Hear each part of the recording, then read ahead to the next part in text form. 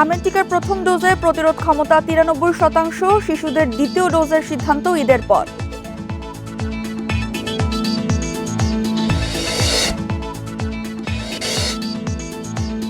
পরবর্তী অধিবেশনে বেশ কিছু জাতীয় ইস্যুতে ঐকমত্যের ইঙ্গিত, শান্তিপূর্ণ আন্দোলনে জোর বিরোধীদের।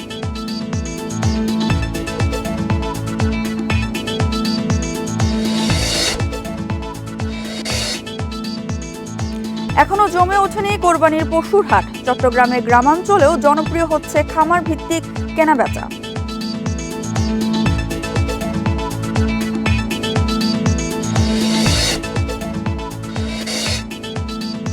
মিরপুরে বস্তি উচ্ছেদে গিয়ে হামলার শিকার পুলিশ, স্থানীয়দের সাথে সংঘর্ষ, আহত বেশ কয়েকজন।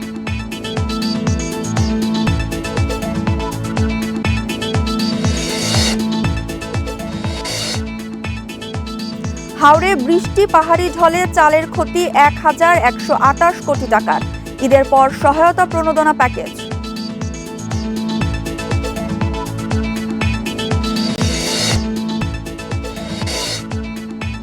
সীমান্তে কাঁটাতারের বেড়া নির্মাণে বিএসএফকে জমি হস্তান্তর, অনুপ্রবেশকারীদের ধরতে সিএএ কার্যকর।